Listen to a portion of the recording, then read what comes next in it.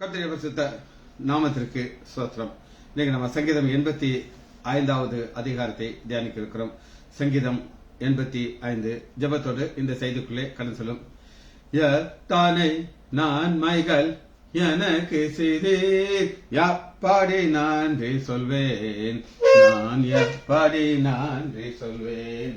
நன்றி ராஜா, நன்றி ராஜா, நன்றி ராஜா, இயேசு ராஜா, நன்றி ராஜா, நன்றி ராஜா, நன்றி ராஜா, இயேசு ராஜா. தாழ்மையில் இருந்தேன், தயவாய் நினைத்தீர், தேவனே உம்மை துதிப்பேன். தாழ்மையில் இருந்தேன், தயவாய் நினைத்தீர், தேவனே உம்மை துதிப்பேன். ஐயா தேவனே உம்மை துதிப்பேன். உபரவா உபரவா உகரபரா உப்பரபா உபரபரா லிகசகரகரகரகரா. பாவத்தினாலே மரித்து போயிருந்தேன், கிருபையால் ரட்சித்தீரே. பாவத்தினாலே மரித்து போயிருந்தேன், கிருபையால் ரட்சித்தீரே. யா கிருபையால் ரட்சித்தீரே. ஹுரிபரா ஹுரிபரா ஹுரிகரரா உப்பரபா உபரபரா லிகசகரகரகரகரா. பாவங்கள் போக்கி சாபங்கள் நீக்கி பூரண சுகமாக்கினீர். பாவங்கள் போக்கி சாபங்கள் நீக்கி பூரண சுகமாக்கினீர். யா பூரண சுகமாக்கினீர். அத்தனை நன்மைகள் எனக்கு செய்தீர், எப்படி நன்றி சொல்வேன், நான் எப்படி நன்றி சொல்வேன். பலவீனன் என்று தாழி விடாமல் பலத்தால் எடை கட்டினீர். பலவீனன் என்று தாழி விடாமல் பலத்தால் எடை கட்டினீர். ஐயா பலத்தால் எடை கட்டினீர். ஒரே பாப்பா ஒரே பாப்பா ஒரே பாப்பாரா ஓ பரபா ஓ பரபரா விகசகனகரகரகரா. நீர் செய்த அதிசயம் 1000 உண்டு, விவரிக்க முடியாதையா. நீர் செய்த அதிசயம் 1000 உண்டு, விவரிக்க முடியாதையா. ஐயா விவரிக்க முடியாதையா. இயேசுவின் நாமத்தினாலே ஜெபங்கள் பிதாவே, ஆமென். கர்த்தருடைய பரிசுத்த நாமத்திற்கு ஸ்தோத்திரம். இன்னைக்கு நம்ம சங்கீதம் 85வது அதிகாரத்தினுடைய ஒரு அறிமுகம், இன்ட்ரோடக்ஷன் நம்ம தியானிக்க இருக்கிறோம். சங்கீதம் 85வது அதிகாரத்துல முதல் ஒரு 6 வசனங்கள் நம்ம பார்ப்போம். முதல் 6 வசனங்கள். கர்த்தாவே உமது தேசத்தின் மேல் பிரியம் வைத்து யாக்கோபின் சிறையிருப்பை திருப்பினீர். யாக்கோபின் சிறையிருப்பை திருப்பிற ஃபர்ஸ்ட் வசனம். உமது ஜனத்தின் அக்கிரமத்தை மன்னித்து அவர்கள் பாவத்தை எல்லாம் மூடினீர். பாவங்கள் நீக்கப்பட்டது இரண்டாவது குறிப்பு.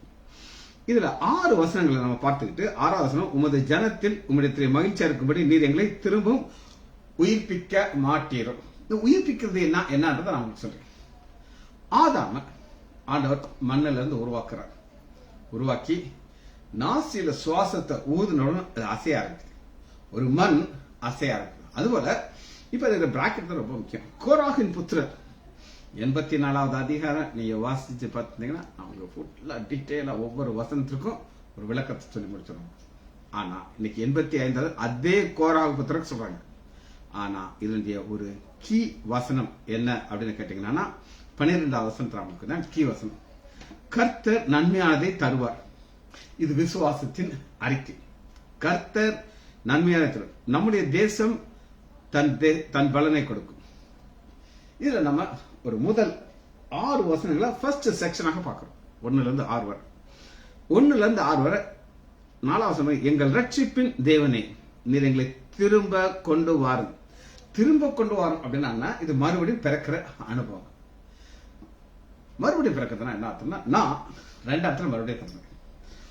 முதலாக என்னுடைய பிறப்பு 1958. 58ல இருந்து 2000 வரை ஒரு பாவ வாழ்க்கையில வாழ்ந்த என்னைய ஆண்டவர் மறுபடியும் பிறக்க வைக்கிறார். யோவான் 3வது அதிகாரம் 3வது வசனம். யோவான் 3வது அதிகாரம் 5வது வசனம். மறுபடியும் பிறக்க வைக்கிறது எதற்கான? உயிர்ப்பிக்கிறார். பாத்தீங்களா? 6, நீர் எங்களை திரும்பவும் உயிர்ப்பிக்க மாட்டீரோ. சரி, முதல் 6 வசனம். 7ல இருந்து 9 வரை ஒரு ரட்சிப்பு. கர்த்தாவே உமது கிருபையை எங்களுக்கு காண்பியும், உமது ரட்சிப்பை எங்களுக்கு ரட்சிப்பு. இந்த ரட்சிப்பை 2 வகையான ரட்சிப்பாக உங்களுக்கு நான் விளக்கு. ஒன்று என்ன அப்படின்னு கேட்டீங்கன்னா, பழைய ஏற்பாட்டில் ரட்சிப்புங்கிறது என்ன அர்த்தம்னா விடுதலை, ஒரு தேசத்துக்கு கொடுக்கிற விடுதலை. இஸ்ரேல் தேசம் பல முறை சிறைப்பட்டு போயிருக்கும். பல முறை சிறைப்பட போது ஆண்டவரே ஒரு ரட்சகர் அனுப்புவார். இந்த ரட்சகர் மூலமாக ஒரு விடுதலை கிடைக்கும். அது பழைய ஏற்பாட்டில் ரட்சிப்பு ஒரு தேசத்துக்கு. ஆனா புதிய ஏற்பாட்டில் பாவத்திலிருந்து கிடைக்கிற விடுதலை ரட்சிப்பு. இதை நீங்க பேசிக் கான்செப்ட் இங்க மறக்கூடாது. ரைட். 8வது வசனத்தை உங்களுக்கு வாசிக்கிறேன். தேவனாகிய கர்த்தராகிய தேவன் விளம்புவதை கேட்டேன். அவர் தம்முடைய ஜனங்களுக்கும் தம்முடைய பரிசுத்தவான்களும் சமாதானத்தை கூறுவார். சமாதானம். இன்னைக்கு கான்செப்ட் என்னன்னா சமாதானம். நம்முடைய ஆண்டவராக இயேசு கிறிஸ்து சொல்றாரு, என்னுடைய சமாதானத்தை உங்களுக்கு விட்டு செல்கிறேன். அதுதான் சமாதானம். இந்த சமாதானத்தை அவரால் மாத்திரம் இதை கொடுக்க முடியும், யாராலும் கொடுக்க முடியாது. சரி, 10, 11 3வது செக்ஷன். இப்போ 3 செக்ஷனா நான் உங்களுக்கு பிரிச்சு காட்டுறேன். முதல் செக்ஷன் 1ல இருந்து 6 வரை நாங்க எழுதிக்கலாம். 1 to 6 ஃபர்ஸ்ட் செக்ஷன். 2வது செக்ஷன் 7ல இருந்து 9 வரை செகண்ட் செக்ஷன். அடுத்து 3வது செக்ஷன் 10, 11 இது 3வது செக்ஷன். 4வது கடைசி செக்ஷன் 12ல இருந்து 13 வரை. இதெல்லாம் நீங்க டிவைட் பண்ணீங்கன்னா தான் நம்ம இந்த அடிப்படையில் நம்ம அதை பார்க்க போறோம். 1ல இருந்து 6 வரை ஃபர்ஸ்ட். 7 to 9 2வது ரட்சிப்பு. 3வது செக்ஷன் 10ல இருந்து 11 வரை. 4வது 12, 13. கீ 12வது வசனம், கர்த்தர் நன்மையானதை தருவார். சரி, இப்ப 85வது அதிகாரத்துல உள்ள பிரச்சனையை தான் முதல் நாம பார்க்கணும். முதல் செக்ஷன்ல நாம பார்க்கிற 1ல இருந்து 6 வரை. 1ல இருந்து 6 வரை என்ன இருக்கு அப்படின்னு கேட்டீங்கன்னா, உமது தேசம். இது இஸ்ரேல் தேசத்தை குறிக்குது. ஆண்டவர் என்ன செய்யறார் அப்படின்னு கேட்டீங்கன்னா, இஸ்ரேல் தேசங்கிற ஒரு தேசத்தை உருவாக்குறார். எப்படி உருவாக்குறார் அப்படின்னு, இல்லாத ஒன்றிலிருந்து உருவாக்குறார். அதனால இல்லாத ஒன்று. ஆபிரகாம் ஒரு மனிதன். இவர் விக்கிரகத்தின் கோட்டையிலிருந்து அவரை கொண்டு வந்து, அவருக்குள்ள ஒரு விசுவாசத்தை கொண்டு வந்து, அவர் மூலமாக ஒரு தேசத்தை உருவாக்குறார். அந்த தேசத்தை உருவாக்குறதுக்கு அவர் தெரிந்து கொண்ட ஒரு நபர் ஆபிரகாம். அதுபோல தேசம், உமது தேசத்தில் பிரியமா வைத்து யாக்கோபின் சிறையிருப்பை திருப்பி. யாக்கோபின் சிறையிருப்பு. யாக்கோபு யார் அப்படின்னு கேட்டீங்கன்னா, நமக்கு அடையாளம் தான் யாக்கோபு. எத்தன் ஏமாத்துவான். யாரை ஏமாத்துவான்? யாரெல்லாம் ஏமாத்துவான். அவர் ஒரு பிரில்லியன்டான ஒரு எத்தன். அந்த எத்தன் தான் ஃபர்ஸ்ட் வசனம் திருப்பாங்க. 2வது, உமது ஜனத்தின் அக்கிரமத்தை மன்னித்து. உமது ஜனம். ஆண்டவர் ஒரு தேசத்தை பார்க்கிறார், இஸ்ரேல் தேசம். அந்த தேசத்தை எதுக்காக பார்க்கறன்னா, இன்னைக்கு வரங்க, அன்னைக்கு இன்னைக்கு வர அது ஒரு மாடலா வச்சிருக்கிறார். உலக வல்லரசு எல்லாமே பயப்படுது. யாரை பார்த்து பயப்படுது? இஸ்ரேல் தேசத்தை பார்த்து பயப்படுது. ஏன் பயப்படுது? ஆண்டவர் அந்த தேசத்துக்கு பேக்கிங்கா இருக்காரு. அது என் தேசங்கிறாங்க. 3வது, உமது உக்கிரகத்தின் கோபத்தை அடக்கி கொண்டு உமது கோபத்தின் எரிச்சலை விட்டு திருப்பி. ஆண்டவருக்கு எதெல்லாம் பிடிக்காது எல்லாத்தையும். விக்ரம் அவங்களுக்கு பிடிக்காது, விக்ரத்தை பண்ணிப்பாங்க. பாவம் அவருக்கு பிடிக்காது, அதான் செய்வாங்க. அதனால அவருக்கு கோபம் வரும். ஆனா ஆண்டவர் செய்யறாங்க, அந்த கோபத்தை எரிச்சலை விட்டு திருப்பினீர். 4, எங்கள் ரட்சிப்பின் தேவனே. உங்களுக்கு சொன்ன ரட்சிப்பின் தேவன் விடுதலை தருகிறார். பாவத்திலிருந்து விடுதலை கொடுக்கிறார். அன்னைக்கு அடிமைத்தனத்தில் விடுதலை கொடுத்தார் ரட்சிப்பின் தேவன். 5, என்றென்றைக்கும் எங்கள் மேல் கோபம் வைப்பரோ, தலைமுறை தொலைமுறைக்கும் உமது கோபத்தை நீடிக்கப்படும். இந்த கோபம் யார் மேல வந்துச்சுன்னா, நம்முடைய ஆண்டவராகிய இயேசு கிறிஸ்து மேல வந்துச்சு. வந்து எல்லா பாவமும் இயேசு கிறிஸ்து மேல வந்து அவர் அதை தன்மையில ஏற்றுக்கொண்டார். இந்த கான்செப்டை நல்லா புரிந்து கொள்ளணும். உமது ஜனங்கள் உண்மையிலே மகிழ்ந்திருக்கும்படி நீர் எங்களை திரும்பவும் உயிர்ப்பிக்க மாட்டேன். திரும்பவும் ஏற்கனவே உயிர்ப்பிக்கிறதுனா என்ன நான் உங்களுக்கு சொன்னேன். திரும்பவும் 7வது வசனம், கர்த்தாவே உமது கிருபையை எங்களுக்கு காண்பித்து உமது ரட்சிப்பை எங்களுக்கு அருளி. இப்ப தேசத்திற்கு ஒரு பாவ மன்னிப்பு தேவையா இருக்கு. பாவ மன்னிப்பு வாசிப்போமா? இதான் ஒரு கான்செப்ட். நான் உங்களுக்கு ஒரு பேக்ரவுண்டை மாத்திரம் நமக்கு சொல்ல போயிருக்கோம். எடுத்துக்கொள்ளுமா? 2 நாளாகமும் எடுத்துக்கொள்ளுங்கள். 7வது அதிகாரம் 14வது வசனம். தேசத்துல பாவத்தை ஆண்டவர் எப்படி வைக்கிறார்? பழைய ஏற்பாட்டு காலத்தில். 7வது அதிகாரம் 14வது வசனம், என் நாமம் தரிக்கப்பட்ட என் ஜனங்கள், என் நாமம் கிறிஸ்தவர்கள். சொல்லலாம், பழைய ஏற்பாட்டில் கிறிஸ்தவர்கள் பேர் கிடையாது, ஆனாலும் அவர் கிறிஸ்தவர்கள், இயேசுவை உடையவர்கள். தங்களை தாழ்த்தி. இந்த இஸ்ரேல் மக்களுக்கு பயங்கர பெருமை. என்ன பெருமை இருக்கு அப்படின்னு நீங்க கேட்டீங்கன்னா, எங்களை நரகத்துக்கு தூக்கி போட முடியாது. ஸ்டேட்மெண்ட். நரகத்தின் வாசல் இல்லை, நல்லா கேட்டுங்க, நரகத்தின் வாசல் இல்லை. ஆபிரகாம் நின்றுகிட்டு இருப்பார், விசுவாச தகப்பர். யாராவது ஒரு இஸ்ரேல் தூக்கி கொண்டு வர போனான்னா இவனை உள்ளதுக்கு போட சண்டை போட்டு வெளியில போட்டுருப்பான். அப்படியே அவங்க நம்பினாங்க, அது ஃபேக்டே கிடையாது. அதனாலதான் என் நாமம் தரிக்கப்பட்ட என் ஜன தங்களை தாழ்த்தி தாழ்த்தி நம்ம ஆர்டர் பண்ணி நம்மளுக்கு எவ்வளவு தாழ்த்துறோமோ ஆண்டவனை உயர்த்துறோம். ஒரு ஜபம், 2 பேர் ஜெபிக்கிறாங்க. ஒருத்தன் பரிசெயல், இன்னொருத்தன் ஒரு பாவி ஆயக்காரன். ஆயக்காரன் என்ன சொல்றான்னா, அந்த ஆலயத்தை பார்க்க எனக்கு முடியல, அப்படியே ஆண்டவரே பாவியா இருக்கிற என்மேல் கிருபையா இருங்க ஐயா, பாவியா இருக்கிற என்மேல் கிருபையா இருங்க, பாவியா இருக்கிற என்மேல் கிருபையா இருங்க அப்படின்னு ஆண்டவர் அவன் அல்ல இவனே சொல்லி ஆண்டவர் அவனை பரலோகத்தை கூட்டு போறாங்க. அதான் நம்ம பார்க்கணும். தங்களை தாழ்த்தி என் முகத்தை தேடி, என் முகம் தேவனுடைய முகம், பரிசுத்தமான முகம், அதை நம்ம தேடணும். தேடுறதுனா என்ன அப்படின்னு நான் உங்களுக்கு சொல்றேன். இன்னைக்கு உலகத்துல எல்லாத்தையும் நம்ம தேடும் இல்லையா? இன்னைக்கு ஒரு டாக்டர் ஆகிறதுக்கு எவ்வளவோ காரியங்கள் செய்ய வேண்டியிருக்கு. அது முடிச்சுட்டு பேஷண்ட்டை தேட வேண்டியிருக்கு. என்னைக்குமே இல்லாத அட்வர்டைஸ்மெண்ட் நீங்க பார்க்கலாம். எங்க வீட்டு பக்கத்துல ஒரு ஹாஸ்பிட்டல்ல வெளியில போர்டு போட்டிருக்கோம். என்ன போர்டுன்னு பாத்தீங்கன்னா, பெண்கள் சிறப்பு நாட்கள், பெண்களுக்கு கன்செஷன் நீங்க எங்க ஆஸ்பத்திரிக்கு வந்தீங்கன்னா அப்படின்னு சொல்லி இருக்கும். அப்ப இது தேடுறது. ஆனா ஆண்டவன் சொன்னா, நீங்க எதை தேடணும்? பரலோகத்தில் இருக்கிற என்னை தேடணும். தேடி தங்கள் பொல்லாத வழியை விட்டு திரும்பினால், இந்த பொல்லாத வழியை விட்டு திரும்புதான் மனம் திரும்புதல். 2000 முன்னாடி நான் ரட்சிக்கப்பட்டேன். ஒரு டாக்டர் மனம் போன ஒரு வாழ்க்கையை வாழ்ந்துகிட்டு இருந்தேன். பயங்கர பெருமை இருக்கு எனக்கு, நிறைய பேஷண்ட் வருவாங்க. அப்ப நான் என்ன செய்தாலும் அது ரைட் அப்படின்னு நினைச்சிருச்சேன். ஆனா 2000 ரட்சிக்கப்பட்டேன்.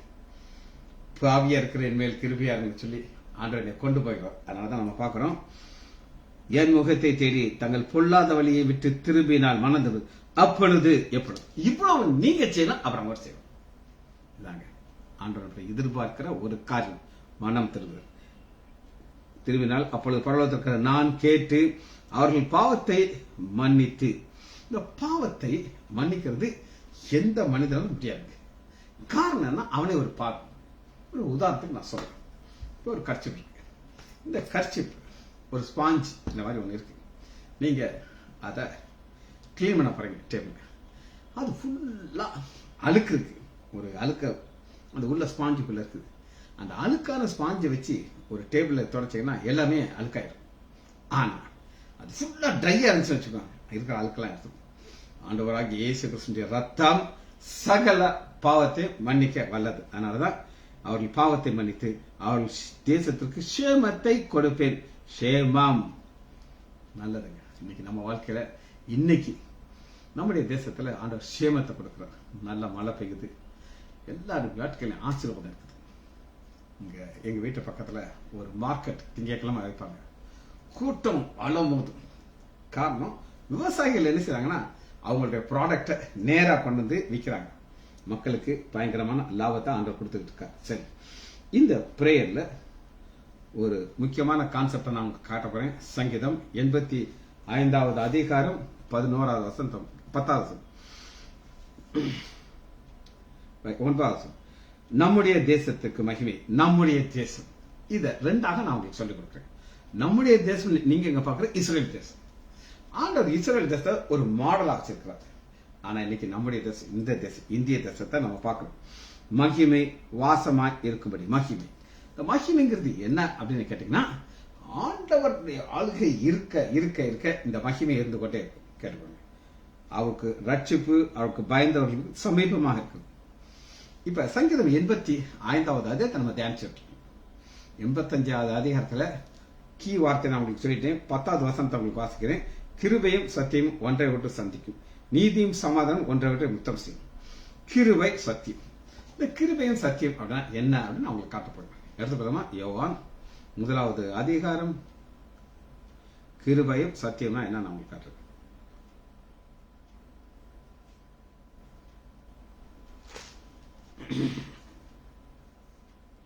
யோவான் 1வது அதிகாரம் 14வது வசனத்தை.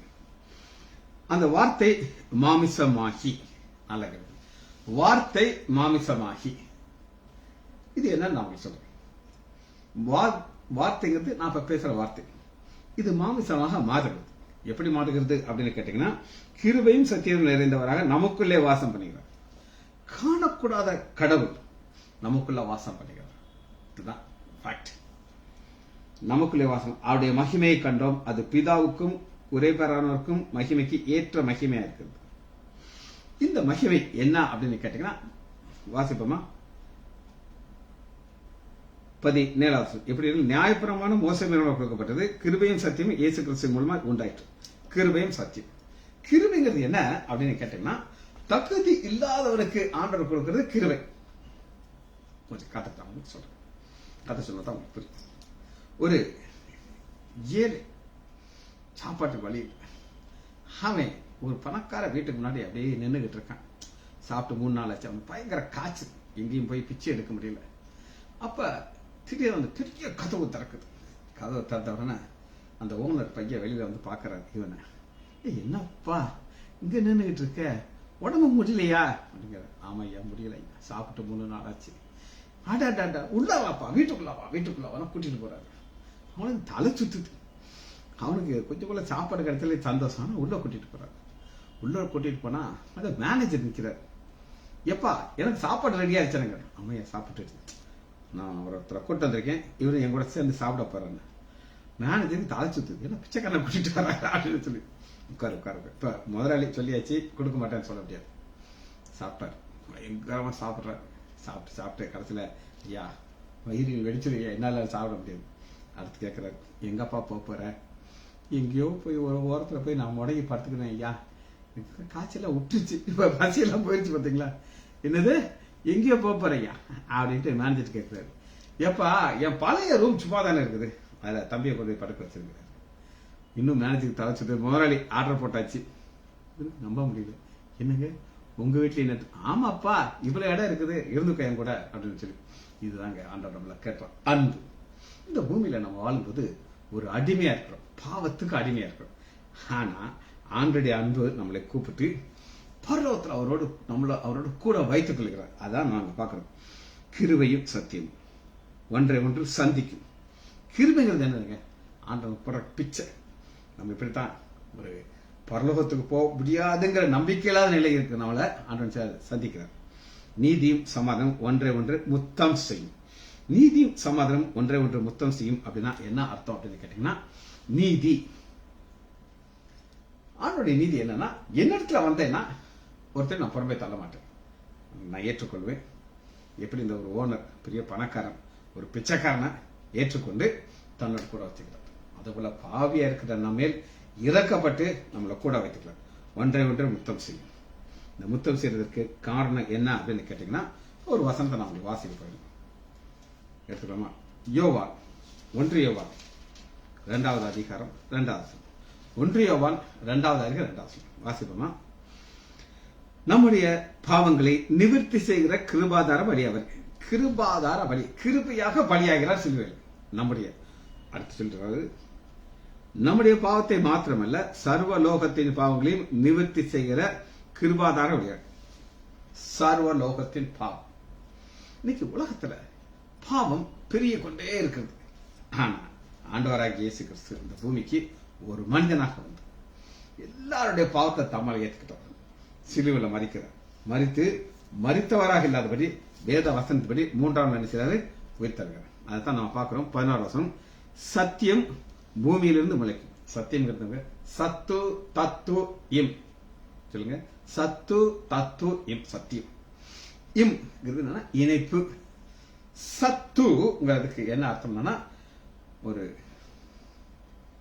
மனிதன், பலவீனமான மனிதன். தத்து கடவுள், மாமிசத்தில் வந்த கடவுள் ஒரு பலவீனமான மனிதனையும் கடவுளையும் இணைக்கிறதா இம். இதுதான் சத்தியம். ஆண்டவராக இயேசு கிறிஸ்து இந்த பூமிக்கு ஒரு மனிதனாக வந்தார். மனிதனா மனிதன். ஆனா தான் ஒரு கடவுள்ங்கிறது எப்படி நிரூபிப்பார் அப்படின்னு கேட்டீங்கன்னா, ஒரு கடல் மேல் நடந்து போவார். சீசர்லாம் பார்த்து பயப்படுவாங்க, ஐயோ ஆவேசம் ஆவேசம். கேட்ட வந்து பயப்படாத, நான் உன் கடவுள் அப்படின்னு. 5000 பேரை போஷிக்கிறதுக்கு அவருக்கு 5 அப்பம் 2 மீன் போதும். அதை பலிக்கு பிறக்க செய்வார். சிலுவையில் மறிக்கிறாரு. மறித்தவரால் அப்படி 3ஆம் நாள் உயிரோடு இருக்கிறார். வந்து அவரை பார்த்த சமாதானம், நான் உங்களோட கூட இருக்கிறேன் அப்படிங்கிறார். அதனாலதான் சத்தியம் பூமியிலிருந்து முளைக்கும், நீதி வானத்திலிருந்து தாழ பார்க்கும், கர்த்தர் நன்மையானதை தருவார், நம்முடைய தேசம் நன்மையான பலனை கொடுக்கும். இதனுடைய காரணம் என்ன ஒன்றே நான் உங்களுக்கு சொல்றேன். சங்கீதம் 85வது அதிகாரத்தை இன்னைக்கு நம்ம தியானம் டிவிஷனை தான் இன்னைக்கு நான் சொல்லி கொடுத்துருக்கேன். 1 5 வசனம் 6 வசனம் தான் ஃபர்ஸ்ட் செக்ஷன். 1 6 முடிச்சிட்டு 9 வசனம் 9 அடுத்த செக்ஷன் 9 7 to 9 1. ஒவ்வொரு செக்ஷன் நம்ம டிவைட் பண்ணி பார்க்கிறோம். அந்த டிவைட் பண்ணி பார்க்கும்போது அந்த புரியும். 3வது செக்ஷன் 10 11. 4வது செக்ஷன் 12 13. இந்த அடிச்சுடை நம்ம பார்க்கிறோம். ஜெபிச்சு முடிப்போமா? மகா இரக்கமும் கிருபையும் உள்ள பிதாவே, துதிக்கிறோம் ஐயா.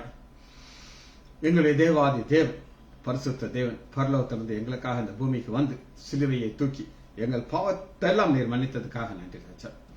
உங்களுடைய அடிச்சோட்டில் நாங்கள் சென்று அந்த பரலோகத்தில் நாங்கள் சேருவோம் என்ற நிச்சயத்தோட எங்களுக்கு கிருபை தாரும். பிள்ளைகள் ஒவ்வொருவரையும் என் ஆண்டவராகிய இயேசு கிறிஸ்துவின் நாமத்தினாலே ஆசீர்வதிக்கிறேன். இயேசுவின் நாமத்தினாலே ஜெபங்கள் பிதாவே. ஆமேன், ஆமேன்.